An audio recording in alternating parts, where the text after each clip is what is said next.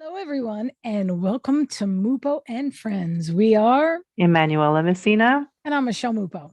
and we're brought to you by MUPO TV. And you could actually check this show and many other shows on MUPOTV.com. That's www.mupotv.com. And if you want to know more about our company or you're looking for a career, go to MUPOentertainment.com. That's www.mupoentertainment.com. That's MUPO entertainment.com. And stay tuned because our show is pretty rocking. And I have to say, we have some pretty cool guests on it that have shared things on MUPO and Friends that they've never shared before. They come here first and we just get it out of them. We sure do. And this is the place that you want to see it. And we want to thank you guys so much for joining us here today, where we love to bring you the celebrities and all of the entrepreneurs you guys want to know about. Don't forget, we have an app on Android and iOS. This is very true. So if you haven't downloaded it yet, make sure you guys do that. But after MUPO and Friends, you don't want to miss this interview. Oh, and we're also on Roku, Fire Stick, YouTube, Vimeo, Facebook, Instagram. And this is just to show you guys how much we are growing at a rapid pace. So make sure after MUPO and Friends, you download the MUPO Entertainment app on Android, iOS, and Roku, as well as Fire Stick. Now, Michelle, my favorite question of the week. Did you have a MUPO awesome week? I did have a MUPO awesome week, but why is that always the favorite question? Why can't we have like a favorite question? Like, hey, did your dogs do anything crazy? Or like, did you get $1 million? Or I think it's just because MUPO awesome just sounds great. I know. So it's just fun to say, right? How many of you people out there would want a MUPO awesome shirt? I'm just curious. Or do you guys like the shirt that's already circulating out there that says you wouldn't understand it's a MUPO thing or something like that? I don't know. My nephews are wearing it and I'm just like, cool. Okay.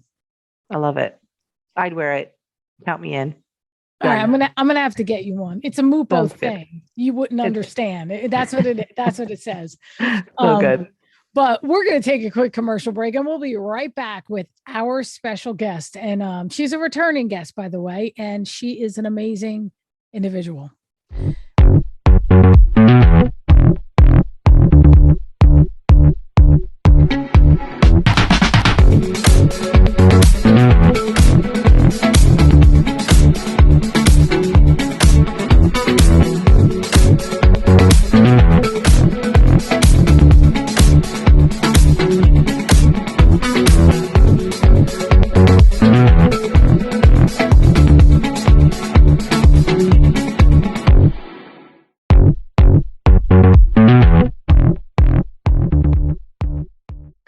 Hello, everyone, and welcome back to MUPO and Friends. And our special guest today is an award-winning recording artist, as well as an accomplished actress and filmmaker.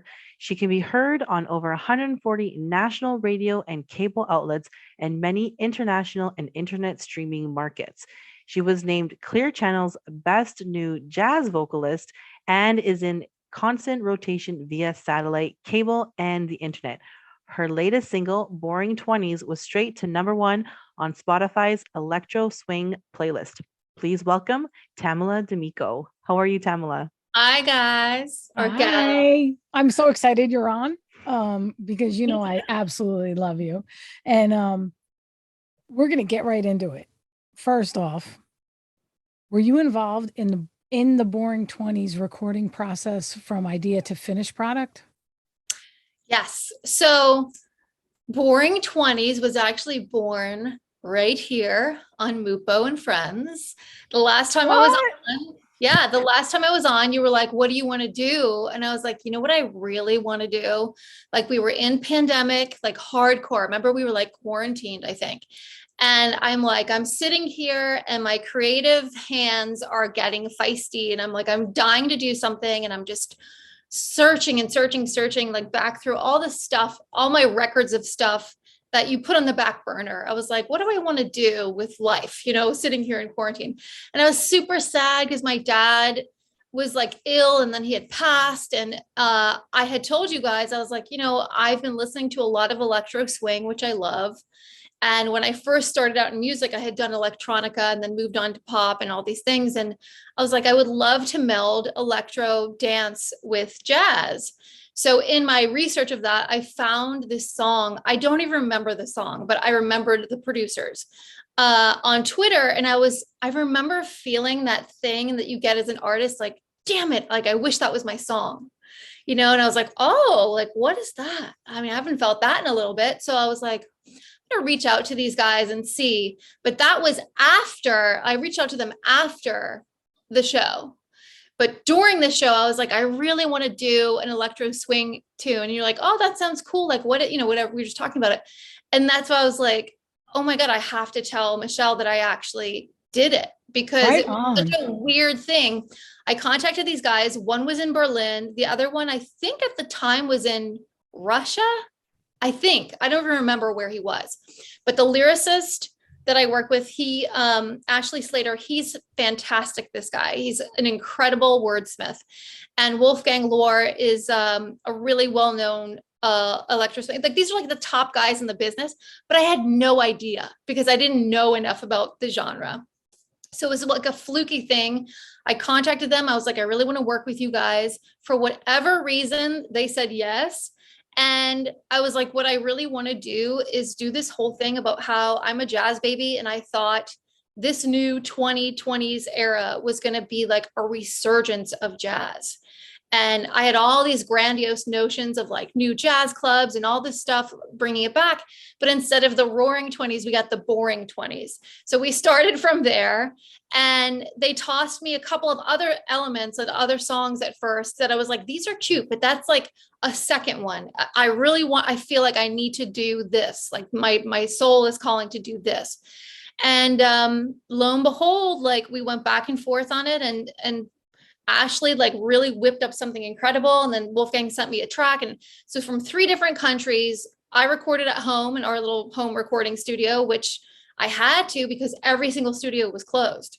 So I was like, can't I just get in on a favor or anything like that? And everyone was like, people, they wanted to work, but then the assistants and the other crew people did not want to come in. So I was like, you know what, let's just do it at home. So my fiance recorded me, which is great. He got his first little album credit, first single credit. And we just ping pong that way. We never spoke live the entire time until everything was done. And when we were finally finished, I was like, this is so completely weird. We've never had a human interaction this way, not even on Zoom until the end. And what we created, I was like so in love with. And when we first had like the skeleton version of it, I listened to it in the shower and I came out and my fiance was humming it. And I was like, oh, that's a good sign. It's stuck in your head, Definitely. right? It's in your head. Like, That's got it. a good hook. Yeah. So I was like, I think it's something. I don't know. And it's turned out to be something. And like, we're on like over 2,000 playlists on Spotify. We're getting played. It's only been a month and a half out. So I'm just finding like where it's being played, and we can see the Shazams and all that stuff. So I was like, oh, okay, it's gotten a lot of traction, but we're just sort of getting started with it. And it's right in the middle of summer. And then of course I'm like, because we've got more 20s to go, it'll last. And then next year we'll probably do a remix of it and release it again. And, so it's got legs, It's so cool. Yeah. But I mean, it's born here. That's what's so exciting. See, I'm like, you've heard it here first. Yeah. That's so cool. That is so amazing. Has the digital age simplified the businesses anyway? It's actually made it easier, I think, for independent artists to just release and put their stuff out with anything. Anytime people ask me like, how do I get started, or whatever, no matter what field they're talking about, I'm like, listen, if you don't have marketing dollars, you're dead in the water. Like, if you don't have a way to market your music, it doesn't matter how fantastic it is. And that's why it's like, when you see major players release something before, like, it'll be the weekend it releases and it's like, it went platinum. It's because they've been working on it for 6 months already, pushing it in every territory. So it's like, it's a little bit harder as an independent artist to sort of conquer that market. But when you submit to Spotify or any of these digital platforms, the echelon will listen, and say, okay, do we want to consider this as something? So that's why for me, I was like, I've already won. Like we came out #1 on the electro swing market. I've never sang technically in that market before, with two of the best, producer writers I could ask for. So I was like, I've already won. Like it's going to do its own thing. I'm happy about that. But the digital age is difficult to sort of, instead of having an album like you did back in the day, or even a CD, you have got it's like a centimeter square, of an image that people will click on to see if it's something. So this is an interesting story. So Wolfgang, normally he releases his tracks because he's putting out so much every month. He's a world DJ, so his are like animations or illustrations. And I was like, well, I'm an artist, so I need my face on it. And he was like, nobody cares because they're just going to click on that little thing. And I was like, no, if we put something provocative on there, they will care and it'll also help me. So we did this photo shoot, which was like jarring to a lot of people because I'm very dark. And I'm like, the 20s was a very exciting time, but it was a very dark time, which is so relative to now. It's like everybody wants everything and, they want to be glamorous, but like what a dark, crazy time we're living in right now. So I convinced him to actually, do an actual album cover, and it's done really well. So, and within that photo shoot, I did something which we haven't really released a lot of these pictures, but I'm like pretending to smoke a vaccine needle. And then I'm like this, and on my arm is a face mask. It looks like an arm bag. So it looks like, like we're at war or something, but it's very provocative. And I love it. Yeah, I sent it around to friends just to get their reaction. And they all, like people who really know me, they all had a very triggered reaction. They're like, I don't know why, but this disturbs me. I'm like, good, because that's the whole point. I'm like, I'm sort of making a statement on it. Like, this is the boring 20s, but it's not, in major ways, it's not boring. It's boring only because we're not really able to live. So, but I know that people don't even realize, like, when you get signed to a label, if you're signed to like a major label, and you could either be shelved or you can be the one that they're going to pick. And when you sign a contract, everybody, you got to make sure that there's distribution, marketing, there's a whole deal. You don't want to just sign to a label just to sign to a label. Right. You want to make sure that there's distribution so that you can get have it distributed out into the universe. And you want to make sure that there is a marketing plan. That's important. Now, the next question, it's amazing because it comes right into this. Would you personally prefer the old CD, or do you like the download? Like, which do you like better now that you know that? Because I personally like the hard copy, because when you go out and somebody says, hey, can you sign this CD? I'm like, heck yeah, boom. Yeah. So it's interesting because I come from, career-wise, typically in the jazz market, jazz pop, where jazz aficionados and jazz buyers, they want physical product because they're also audiophiles. So they want to hear the best possible version of it. So a lot of radio stations that I've been talking to, they're like, can you send us a hard copy? I'm like, we didn't release a hard copy. I might press a few now because it's come up so many times. I'm like, no, you just have to, get the digital, and we'll send it digital. And they're like, no, send us a CD. So we did have to make a few little promo ones. But I don't like clutter. So I personally don't like to have a lot of stuff, like that. But I do miss the days of like the excitement of getting a CD and opening it up and reading all the stuff and, knowing who's a part of it. And now you don't really get that, which I think is a detriment to all the musicians that work on stuff. Like they're not being seen. And they don't even have CDs in cars anymore, by the way. Yes. So I have all these old CDs that I can't even listen to. Yeah. It's funny. Like I just got a new car, and because of the brand of car, some of the like top of the line models that I guess older people would want, they still had CD players in there. And I was shocked. And they're like, no, some of our clients, like they want CDs because they're just of an older generation. But I'm like, even that, like, remember having the shuffle CD thing in the back of the car? Like you can put like 50 in there or whatever. So you didn't have to keep Like now that's become your iPod, or, it's become iTunes or Spotify, whatnot. I think, it's sort of a catch 22 because there's pros and cons to both. But certainly like getting your music out there fast and digitally, it's an easy task. Like I said, it's just really the marketing. To your point before about the record label, it's super important. Like you said, artists just think like, I'm on a label, and then like they don't realize they're collecting dust on the shelf in the back room. It's so important to know your A&R people. Like you got to befriend those people, because if they don't care about you, you are sitting on the shelf. And I've seen it so many times. Yeah, it's not even about the A&R people. It's great to be friends with them, but I'm going to tell you from experience, if you're a threat to somebody, Yeah. like I'll give you an example. Say you have like a Madonna who's like worldwide, right? And then all of a sudden Lady Gaga comes in. Now Madonna's getting pushed to the side. But there's the Lady Gaga recreated Madonna type of thing. You understand what I'm saying? Yeah. But if you're like a Joe Blow and you know your stuff is better than those two artists together, they're gonna buy you, put you on a shelf because they've just invested all that money into that artist. Right. So why would they want to invest in you? They want to stop you from taking money away from them. Yeah. Yeah. It's crazy. It's crazy. It's all corrupt. Yeah, I mean, the music business is pretty tough. Also, I mean, again, to your point, in the past 2.5 years, the hiring and firing that has been happening at all these labels, you can't get a grasp on like who's doing what, who is committed, who is in on a pass because they got hired because they're being hired at a lower salary than the person who was there prior for 20 years that got let go during the pandemic.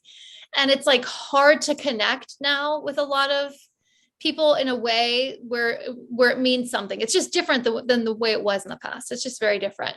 But that being said, like I said, right now, everybody's trying to be a content creator and a music maker or a filmmaker. And there are so many platforms to do it, but you just have to be super diligent with your promotion. And I've always been a self-promoter, but in a genuine way. Like, I mean, after we did this show, we're friends now. You know what I mean? Like, I know. I like that. I'm like, oh, that was such a cool vibe. Like, yeah, let's keep in touch. And then here I am again on this. And it wasn't because like, oh, I'm trying to hawk something to you. Like genuinely, we like talking to each other, you know? So and we're Italian. Yes, exactly. So we have to keep it together. But yeah, so I just think like, you know, it's always going to be hard, but I just tend to not focus on those things. You just kind of got to push through. The next thing for Boring 20s, we're probably going to launch a dance contest. We have a lot of people from all over the world that have been sending videos and stuff, that's like so thrilling as an artist, like some dude in Dubai dancing to your track in front of these Dubai buildings. You're just like, how do you know about it? Or how did you hear? You know, it's like, it's cool. That is so cool. Yeah. So for the people who don't know, what is electro swing? So it's so funny because there's this great video on YouTube. I'll have to send it to you. You should insert it into here. This guy breaks it down like what it is. But electro swing, it's typically like a dance or house beat with elements of old school swing music in it. So, you know, you can marry something like Sing, Sing, Sing, that great song. Actually, Sing, Sing, Sing is one of my favorite songs. And I think the original is like 12 minutes long. Have you ever heard it? If you're into drums, it's intense. I am. Hum a few bars of that. Sing, sing, sing, sing. Everybody's got to sing. La, la, la, la. You remember this song? No, okay. I do. I do. I just wanted to hear you sing. But anyway, the instrumental version of that is it's so long, and it's just like you'll be driving in the car and the drums are just like going for like there's like a whole stretch. It's like 8 minutes of drums. But anyway, so and there's more than one drum set, by the way, on that. There's more than one drummer. There's a percussionist. Wow. There's a like full swing, like full bands back in the day. There's nothing like it. Yeah. Well, I mean, even now when I perform, when I can now, some clubs are still not really taking this, but, you know, when I perform with the big band, that's already like 18 players. And then on a former album, I had 18 players and then 30 string players, which is like, it's a lot. There's nothing like performing with a big band because you are fronting a freight train. And it's like, if you miss a bar or if you miss a lyric, they're just going to go full steam ahead without you. Like, come on, sister, catch in, like jump back in, like double dutch, you know? So it's very different than just performing with like a guy and a guitar or like, you know, a septet or something like that. But,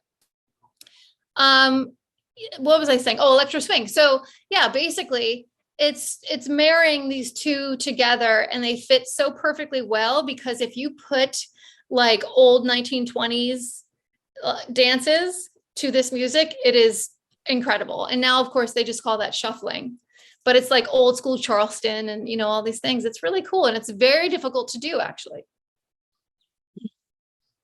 Very good. I learned a little bit about that one. And I have a question. So was the idea born of putting a spin on the roaring 20s with boring 20s? Yeah, basically, like I said, I thought that this was going to be like a resurgence of the jazz age. But then as soon as we hit, like, I had a fantastic January 2020, and then I actually got sick, which we think is sort of confirmed as COVID because it was at the end of January and it was right before COVID had a name. And then after that, it was like the 20s were dead. Like we were all locked in and nobody knew what the world was going to be like. And then it just kept going on and on and on and on. And I was like, I mean, I don't think I had said that I was bored since I was probably 9 years old. You know, like I'm never bored. I'm always doing something. And I was getting just super cagey in my house. So I was like, the boring 20s. I mean, that's really funny. To me, it is anyway. That was cool. Isn't it weird how it just repeats? Life just repeats itself. Yes. Like it's just crazy. I want to know what was the first thing you did when COVID sanctions started to lift? Because I think I went to Chili's and drank a whole pitcher of strawberry. Here's the thing, like a lot of people had a really bad, desperate time during quarantine. Like I was dating my now fiance. We're getting married in October. We, just because of the quarantine situation, we were then staying together. So I still have my apartment. I was staying at his house. And now it's like March, April, May. And we worked out together. We did P90X. We watched every old movie, like from childhood till now. We had the best time and we were still. That's a blessing. Yeah. I was like, we're so lucky because friends and especially people who had kids and who had not spent that much time with their kids, like they were breaking up. It was like really like a trial and error period for a lot of people, but we really came together and I was like, okay, if we can stay and do all these fantastic things 24/7 with each other, this is really good. Right. Mm-hmm. So, when we came, for us, like we found little places that were still sort of open throughout that were kind of bending the rules. So we never really stopped. This sounds so bad to say. It sounds worse than what I'm saying, but like we didn't stop our life. Like a lot of people completely stopped their life and hid. We didn't. We took excursions, like we took drives to places and it was kind of cool because nobody was around, you know? So we did get out, but I think the first place we went to, okay, I'm going to plug this place because it's the best sushi place in Los Angeles. The first place we went to when we came out of quarantine is our favorite place. We go there every week. It's called Dojo Sushi. You told me about that. Yes, it is hands down the best sushi place in LA. People will tell you different because they just go by like where the scene is. This place is so good and it's on Ventura Boulevard, which is like Sushi Row. You just drive down Ventura Boulevard in the valley and it's just one sushi place after another. Like it's just nonstop. Starbucks sushi. And this place is the bomb. It's so good. Awesome. Well, we're going to take a quick commercial break and we'll be right back with our special guest.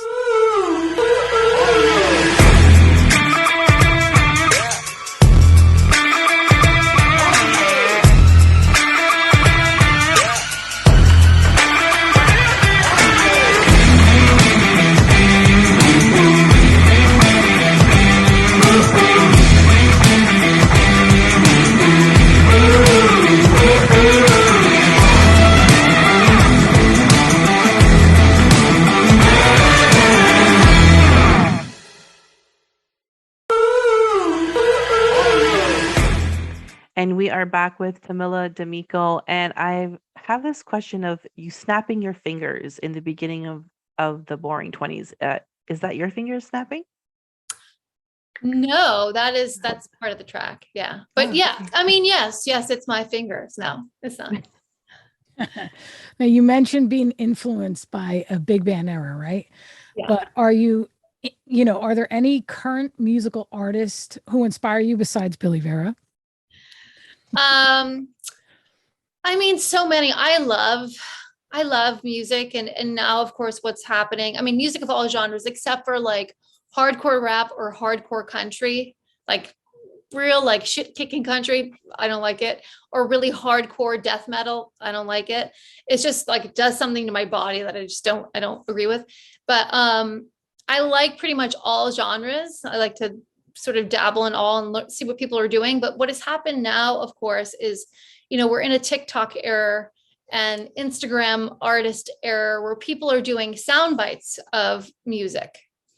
And it'll be 30 seconds of something that you're like, God, that hook is so good. And then people start using it on their reels and their TikToks and, doing stuff to it. And a lot of those people actually inspire me because I'm like, I used to do stuff like that when I was a kid. Like you just be like come out of the bathroom, getting ready for school, and you just say these little things, and it's just like this loop in your brain, and you start singing it all day. I'm like, essentially, that's the same thing, but now there's an outlet for it, So I feel like a lot of those people really have my interest right now. There's this girl, I think she's in India.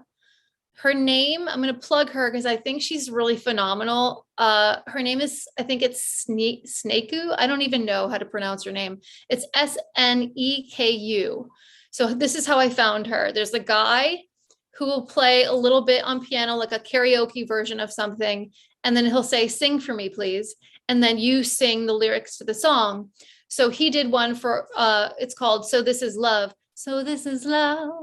Ooh, right from the cartoon. So Disney. So she does it, and she is like a coloratura.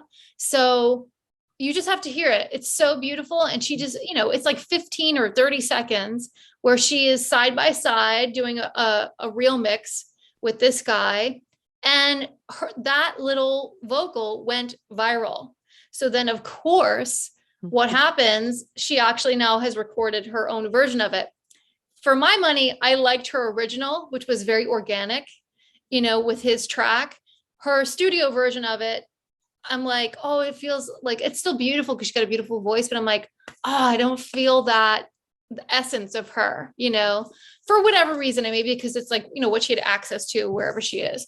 But I'm like, people like that really inspire me, especially now. Like I have a whole arsenal of stuff that I've written that I've never released just because I've not married myself with the right team to do so, so now doing Boring 20s, it was like a good feeling to be like, okay, like my ideas are sticking, like I think this is good. I'm going to now move on to the next one. So I think I've told you this before too, maybe on the phone, if not last time we spoke, but Billy Vera and I now I'm going to say it here. So I got to do it. Right. Yes. Billy Vera and I wrote how we got together as friends. What was we met and we wrote a song called Jazz Ain't Dead together years ago. And then I started to tour, and I was adding that song to my show, and I called the show Jazz Ain't Dead. And at the time, some group in Manhattan that was a dance troupe had trademarked Jazz Ain't Dead as their theater troupe. So we promptly got, I think it was on like my seventh concert, and we got a cease and desist to my lawyer saying, you should not be having all these little billboards and stuff in New York that say Jazz Ain't Dead because that's ours. And we had to take everything down. And I was like, are you serious? And then of course their troupe went defunct in like a year.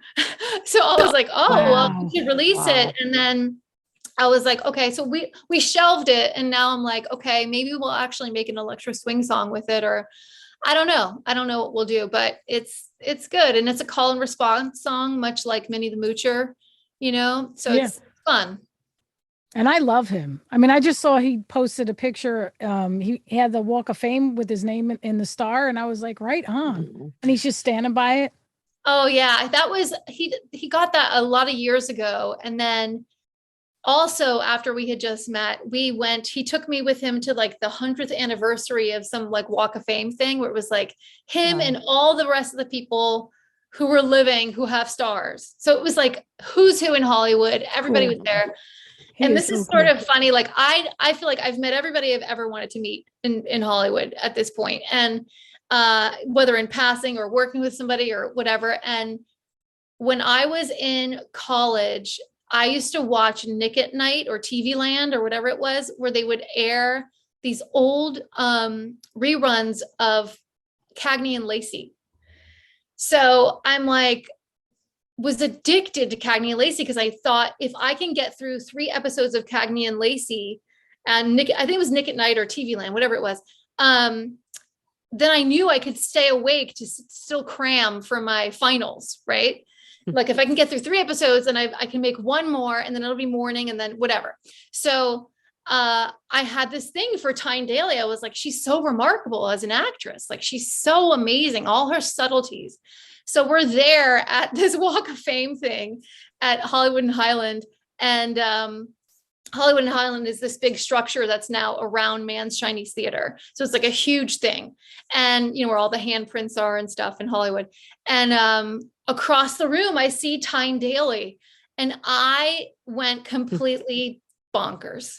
Like I went, out of all the people you can meet, I flipped out on Tyne Daly. I couldn't even speak. I was like, you don't understand. Like, I started recounting episodes. I'm like, remember when your husband got shot and you had to go back to the force and you didn't want to, but you did that for your family? And she was like, this girl is psychotic. I just need to calm her down and hug her. So she hugged me. And then we took pictures together. And like, after that, I met her again and I completely redeemed myself. But I was like, you were so awesome. What a complete psycho to bring up this show that's like how many years old. And I'm recounting all these things, but she loved it. But I just thought like, out of all the people that I have met or worked with that are just like major, major, major players, I flipped out on Tyne Daly and it was so organic. Like it came from this little girl place. Like, oh my God, there you are. So stupid. Oh, that's so amazing. I love that. I literally got goosebumps when you're telling that story. Yeah, it's So- fun. You know, it's just like somebody inspires you in that way. It's Yeah, cool. totally. And so you channel like an era that's well before your time. Do Yeah. you feel like you have an old soul in you? Oh God, for sure. For sure. I mean, it's one of those things like, is it nature or nurture? Because when I was a kid, I was the youngest of 5 kids. There's an age gap between my siblings and I. And I think my mom was just like trying to hang on to her baby. So I didn't go to preschool or anything. I was home with my mom. And I would watch not Sesame Street, not what any other kids show. You know, I would watch New York's Nostalgia Network, which was kind of like Turner Classic Movies, but they had other things, or like Me TV now. And they aired the Judy Garland show, and I would watch that, and it was in You black and remind white. me of her. Yeah. Oh, I love Yeah. Judy Garland. I told you that the last time too. I love her so much. Yeah. So I would watch her, and I feel like Judy Garland was my first teacher because she, you know, she's a huge performer, but she had this great knowing of when to be so still and then when to sort of like explode like a firework. And it, like, I just took that in as a kid. And I watched so much of that and so much of I Love Lucy, who's my other, I love Lucille Ball. That I'm like, that became part of my like chemical makeup. Also, my house was very musical. You know, as Italian girls, your house is filled with Sinatra and Dean Martin and Peggy Lee and Ella Fitzgerald and all these old school people, right? It's like you have to have them in your house. So I definitely like fit in that era, but I also, you know, we're not sure, like, did I know these songs from watching then, or did I just happen to know them because I would sing them like in the back of the car? And I just remember one time singing this old song and my parents both turning around and looking, like from the front seat, they turned and looked like, what? Like, how does she know that? And I'm like, yeah, how do I know these songs? Because even now I'll hear something, you know, like on a jazz station and I'll just know it. But I'm like, I don't ever really remember hearing that song. But for sure, I am a old school, old soul jazz baby. And I really like subscribe to kind of just the 40s, really. I mean, I love the whole thing. My wedding is actually going to be old Hollywood glam, 20s to 50s, because the 50s sort of ended that whole period, I think, but for old Hollywood. But Nice. yeah, definitely I am an old soul. I mean, my apartment is 1929. And in there is Mae West and Rita Hayworth and Lucille Ball and Audrey Hepburn, like all these people. You would think that actually a lot of Judy Garland lived in my building for a time. Mae West lived there for 30 years. Wow. Yeah, so definitely I keep that essence around me because I'm tied to it in some weird way. And when you're singing, do you think, do you portray a particular character when you're singing? It's so weird. Like, when people say, or actors say, like, I can't watch myself. I can watch myself because I see somebody else. I love it. The same thing. I'm like, that's not me. I'm watching this girl, it's like, that to me it's kind of messed up in a way, but same thing with singing. Like I get this thing where before I go on stage, I have butterflies, which I think is really good. Like a lot of people try to cancel out their butterflies. I'm like, no, use those butterflies, like don't negate them because then that's going to trip you up. But if you actually work with them, then something magical will happen. But the moment I hit that stage, it all goes away. So I'm like, whoever that is, I don't know. But yeah, it's not, I don't create a persona. It's just like something happens. I don't know. And can you remember the first song that you really felt connected to? Yeah. Man, I mean, this kind of wavers because I just was talking about this the other day. I heard, well, first of all, a lot of Judy Garland songs, More Than You Know, all these like old school songs that are her era. But I remember being a kid, this is like so visceral to me. And here, like it was like summertime, we were having a backyard barbecue party in Long Island. And The Rose came on like Z100 or something, or yeah, right. So I had such a visceral response to this song. I had to remove myself. I mean, I couldn't have been more than 7, 8 years old. I had to remove myself. And I sat in the stairway, the staircase inside the house. And I was just sobbing and sobbing and sobbing. And my mom was like, what is going on? Like, did something happen? Did somebody hit you or, whatever? And I was like, no, it's the song. Like that melody and the piano and that song is so touching, and it sort of takes you to another place. Yeah, that song was a huge thing for me when I was a kid. And then I became obsessed with Bette Midler for a while. Amazing. Wow. Well, we're going to take a quick commercial break and we're going to be right back.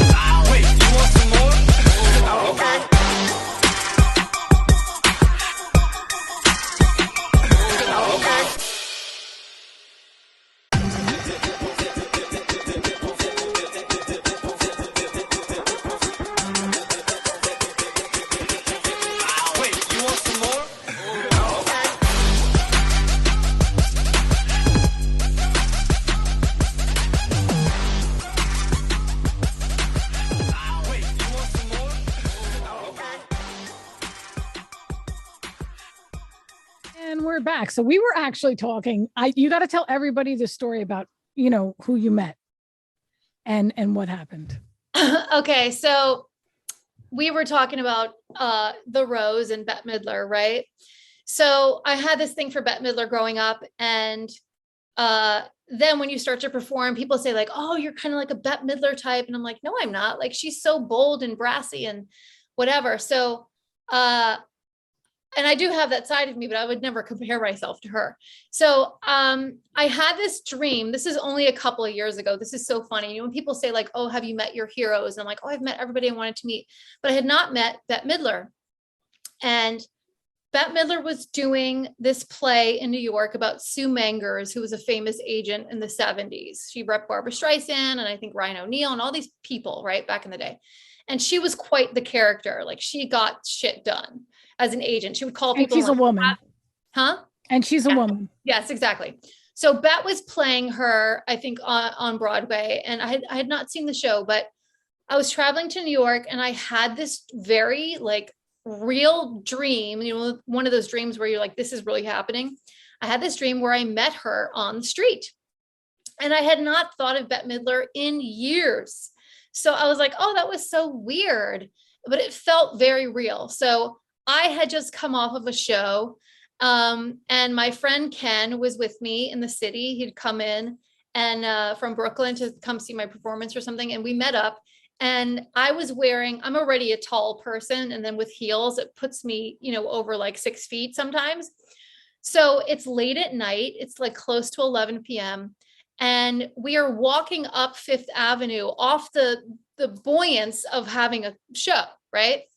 And we're talking and talking. And I am doorman side and he is street side, like walking up Fifth Avenue.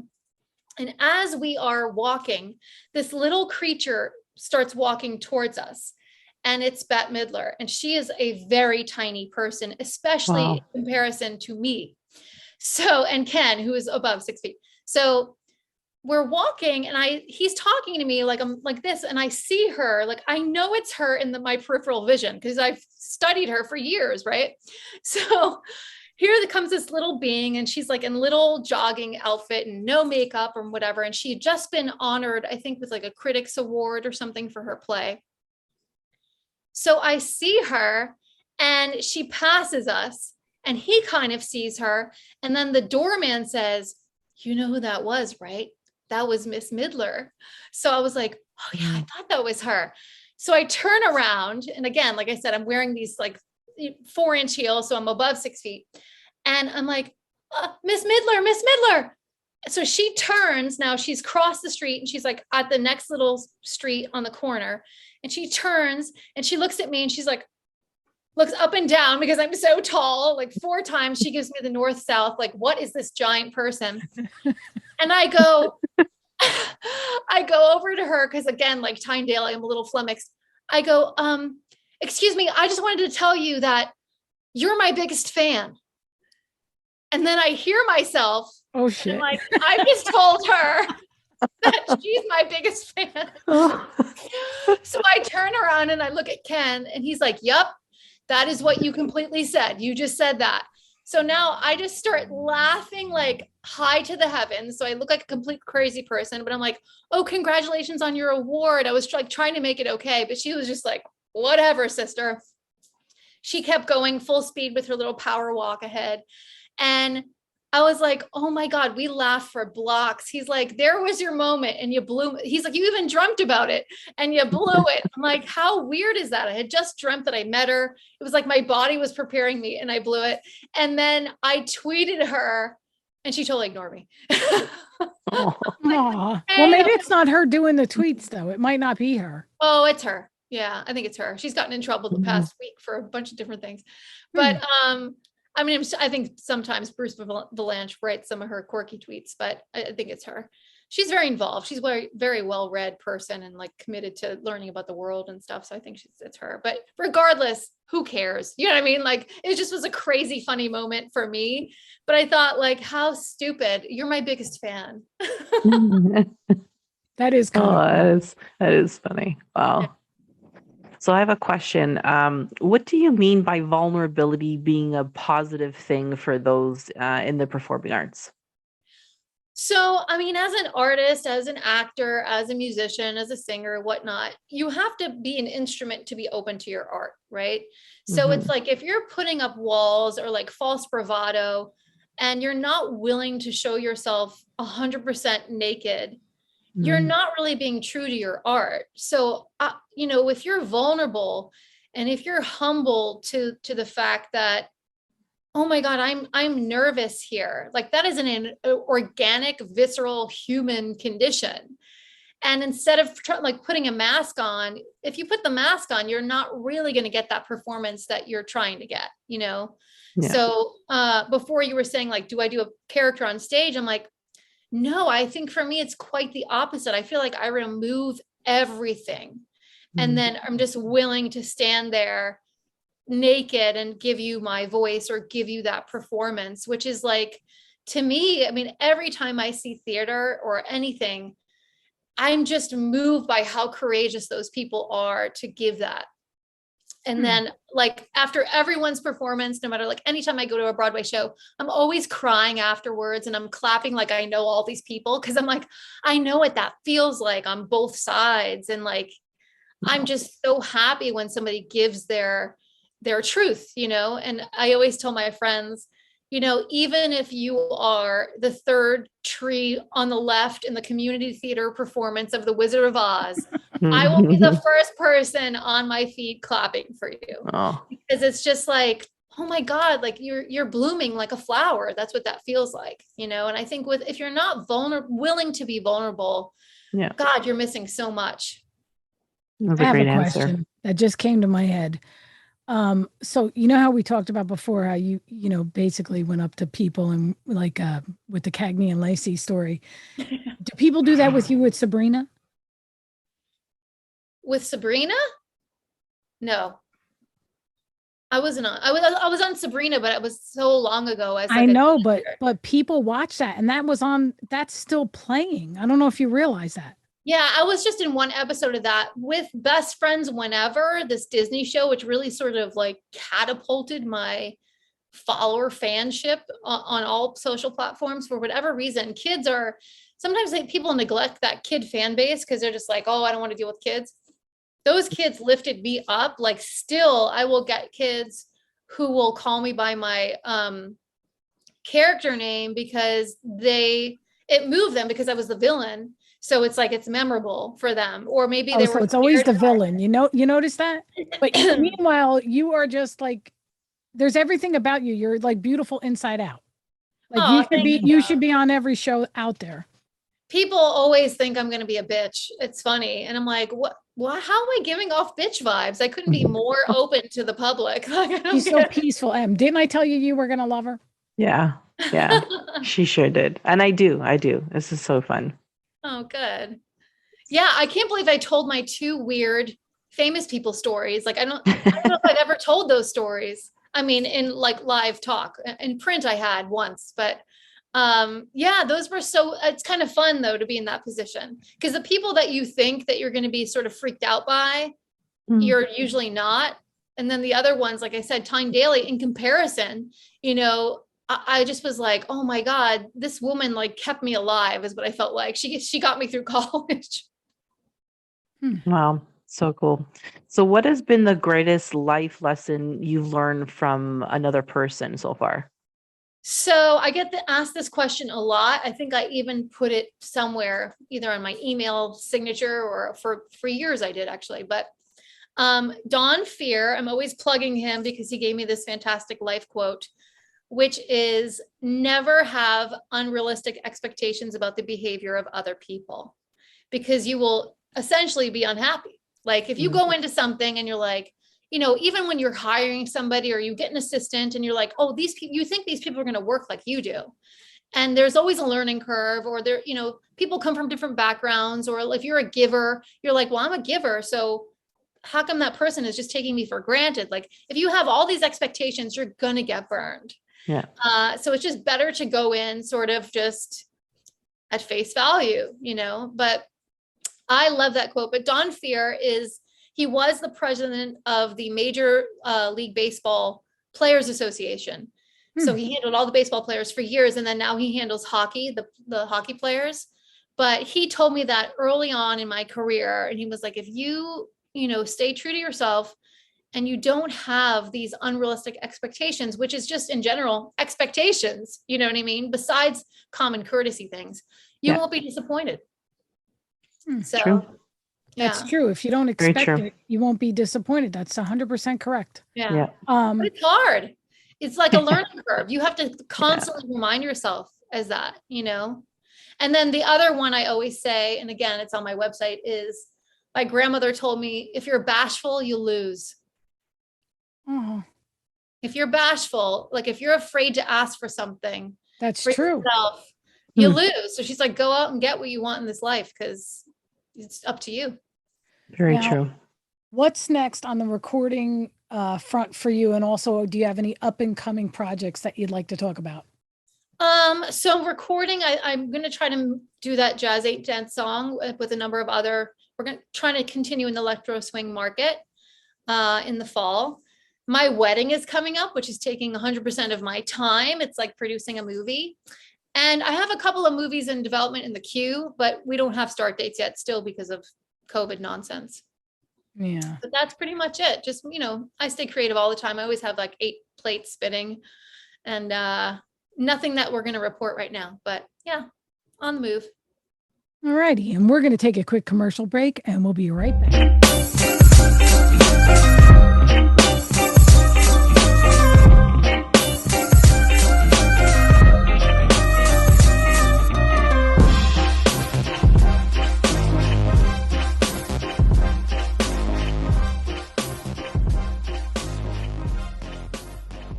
And we are back with Tamela D'Amico. And before we wrap things up here, I have one last question. Probably my favorite question to ask is, have you ever coveted something from a project, like a prop or a wardrobe piece that you wanted to take home from the project? And did you take it?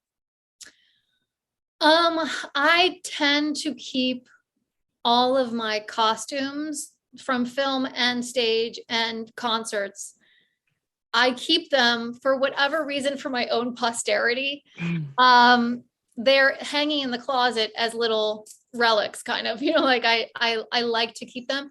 So when I was in India, I did this movie called One Little Finger, and I actually I got almost everything except for one sari that I really, really, really wanted and loved, but I couldn't have it.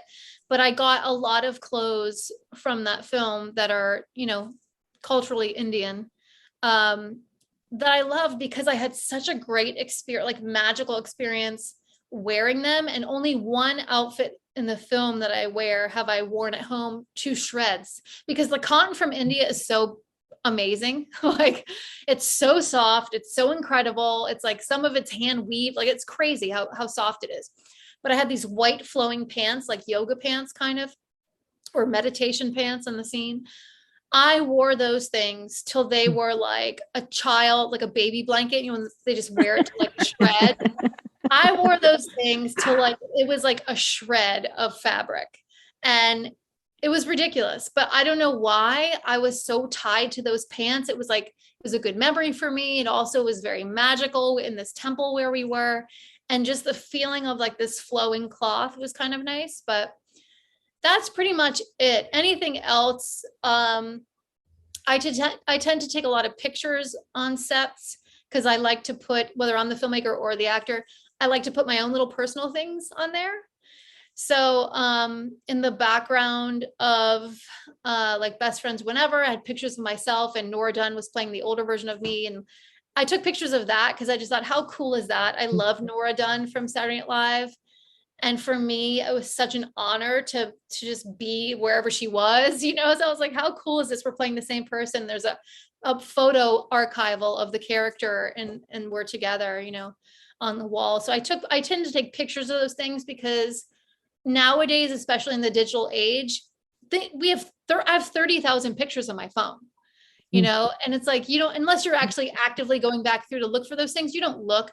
But back in the day when we would print out those pictures, know exactly where those pictures are and you know what I mean, who's in them. And so it's like, I do that sometimes to just sort of for my own historical record, but also to be like, I don't want to forget this, I don't want to forget this moment and then just shelve it with the rest of my 30,000 photos. I actually want to do something with this. So I just archive those, but yeah, that's pretty much it. I mean, I tend to like a lot of vintage stuff. So I do like vintage clothing that I actually covet, but it's not necessarily tied to, a project. You can listen and download Tamela D'Amico Boring 20s at Spotify, iTunes, Beatport, Amazon, and Bandcamp, and check out the videos on YouTube. You can also look for Tamela in One Little Finger on Amazon Prime, YouTube, Google Play, Apple TV, and Roku. You can also follow, like, and subscribe to Tamela at Tamela D'Amico on Twitter, on Facebook under Tamela D'Amico, on Instagram at Tamela D'Amico, at LinkedIn under Tamela D'Amico, her YouTube channel under Tamela D'Amico, and her website, tameladamico.com. And as always, thank you for tuning into MUPO and Friends, courtesy of MUPO TV. And you can catch this show and many others at www.mupotv.com. That's www.mupotv.com. And also catch us on Roku, Fire Stick, Vimeo, Facebook, Instagram, YouTube, every social media platform that there is, we try to get on to really exploit ourselves. And make sure you download our app on Android and iOS. And this is Emanuela Messina with our host, Michelle MUPO. And until next time, have a MUPO awesome week.